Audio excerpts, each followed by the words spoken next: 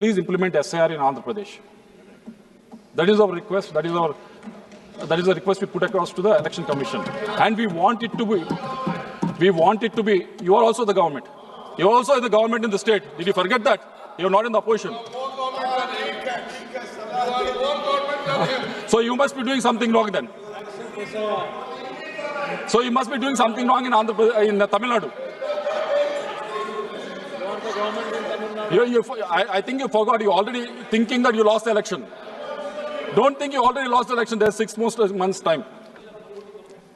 So we want the BLOs to be trained, ma'am, so that from all the parties, we want them to be involved in this whole process. We're not just saying that bring one party BLOs and do it. Bring all of them, so it becomes transparent. And 6th one, ma'am, publish district-wise data on voter additions and deletions regularly, so that all parties can come together, see which one have been deleted, which ones have been taken out. And they have every right to express the grievances. But I also wished wholeheartedly that they will express the achievements that we could, as a country, we could do in the last 75 years as well, with regards to the electoral process. Sir, as Supriya ji has mentioned, I should tell because I'm representing Telugu Desam Party, and it's an experiment in this country. It's a beautiful experiment that happened. In 1982, in the month of March, Telugu Desam Party was formed.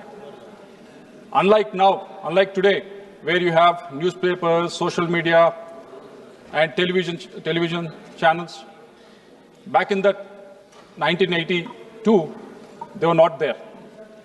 And the elections was in 1983 January. So it was only 9 months time Telugu Desam Party had.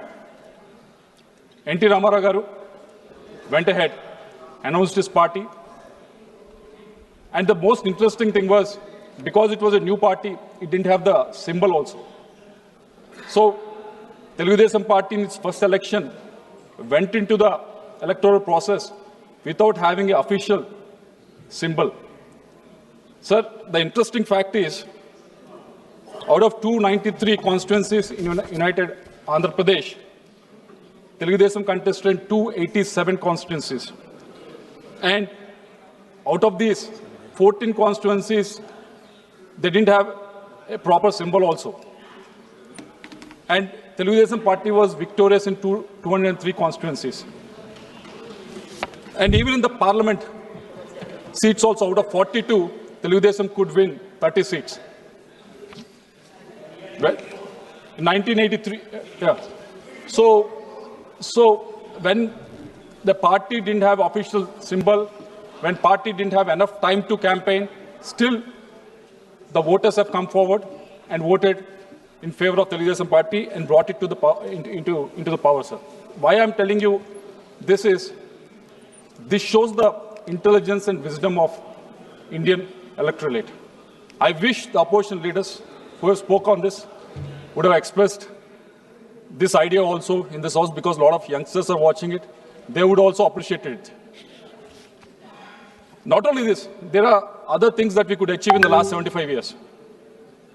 They compared Germany, they compared USA and all those things, all those countries. I wish when they are comparing with all these countries, they also should have compared in the way that India has given universal adult franchise. From Telugu Desam Party side, what we request is, if not bring the Aadhaar data onto the voter ID, why can't we create the same iris, same thumb impression on the voter ID so that it becomes unique? And third one, ma'am, conducted targeted re-enrollment campaigns for migrant workers, tribal groups, and the elderly, ma'am. The fourth one, capacity building for BLOs and EROs, because this capacity building happens only 6 months before the election or 8 months before the election, but this needs to happen continuously every year. So I request the Election Commission to look into that. And increase the transparency and participation by booth level agents. We as a regional party who is in power in Andhra Pradesh, we have come forward and we have said, please implement SIR in Andhra Pradesh. That is our request. That is our That is a request we put across to the Election Commission. And we want it to be, you are also the government. You are also in the government in the state. Did you forget that? You are not in the opposition. So you must be doing something wrong then. So you must be doing something wrong in Tamil Nadu. I think you forgot. You're already thinking that you lost the election. Don't think you already lost the election. There's 6 months time. So we want the BLOs to be trained, ma'am, so that from all the parties, we want them to be involved in this whole process. We're not just saying that bring one party BLOs and do it. Bring all of them, so it becomes transparent.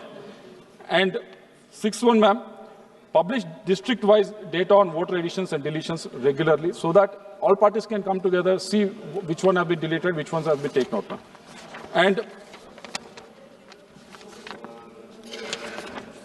the second reform that we request, there was law minister that was here earlier, ma'am, with regards to the moral code of conduct, ma'am. Although BNS section 169 and 177 now cover electoral offences, they were earlier listed in IPC sections 171A to 171I. But the problem with this is, ma'am, the convictions remain extremely low. I tried to search for the last 2 days how many convictions have actually happened in the 75 years. I couldn't find a single one. It's because there's a weak statutory backing and limited enforcement capacity, ma'am. Existing mechanisms under the MCC rely heavily on district-level authorities, leading to inconsistent action and poor deterrence, ma'am. So what we request is to establish an independent enforcement agency so that money laundering, empowerment to investigate, monitor, and prosecute electoral offences under the MCC can happen. This body should work alongside the Election Commission of India with clear statutory authority, specialized personnel, and nationwide jurisdiction to ensure swift, uniform, and credible enforcement of electoral laws. Right now, what's happening is if someone has to complain, they have to go to the state local authorities like local police, which will be reporting again. So it won't work. It is not working well, and it's not being. The convictions remain very low. So that I hope this change can be made in the due process, ma'am. And the third one being the third reform that we suggest, ma'am, is with regards to the anti-defection. Currently, the Speaker of the House decides the defection-related disqualification cases. It raises the main problem is the delays that is causing because of that. So I request the Law Ministry to look into it and amend the 10th schedule to mandate a statutory timeline for resolving the disqualification cases, ma'am. And finally, ma'am, recently there was an election that happened in New York, and everyone celebrated, everyone shared on social media about the mayor election and how it was won and everything. But when I read the report that was published by the CAG about our urban local governments, they are published by auditing 17 states in India, and only 40% of the ULGs have elected councils and mayors exercising control over barely 25% of the constitutionally devolved functions, while serving only 12 to 30 months, ma'am. So I think we need to empower them more. We need to make sure that they can access, because these days when you go to any city, the mayor is there, but his power is not, you won't be able to exercise his power well. Last 2 minutes, ma'am, I will conclude. And similarly for the panchayat elections also, this needs to be enforced, ma'am. And last and final recommendation is with regards to that fixing the tenure of the state election commissioner for 5 years. Because in the previous term in Andhra Pradesh, between 2019 to 24, when previous state election commissioner wanted to conduct this panchayat elections and mayor elections in the state, that then government said arbitrarily cut short his 5-year term to three-year term. So the process couldn't go ahead, ma'am. There was an arbitrary decision that was made and made that elections delayed. The ones that have really suppressed was the citizens of the state, ma'am. So I request to amend Article 243 of Part 9A of the Indian Constitution, so that this, to strengthen the functioning of the State Election Commission, this will actually, I'm not asking you to encroach upon the federal structure of it, but define a define a guidelines to that so that the State Election Commission can function independently in the states and also strengthen the electoral process in the state governments also, ma'am. So with these suggestions, we are all here for maybe for a few years as MPs. Maybe some lucky ones will be here for maybe decades. But the ones that will stay here are the ones that will stay here are the institutions, ma'am. Institutions, we need to support them. We need to strengthen them. That is what we should work here. That is what we should be discussing about here. Instead of demeaning these institutions, we should be working towards strengthening them, ma'am. I hope all parties will come together, come forward and put the proposals on how to strengthen the Election Commission as an institution rather than demean it, ma'am.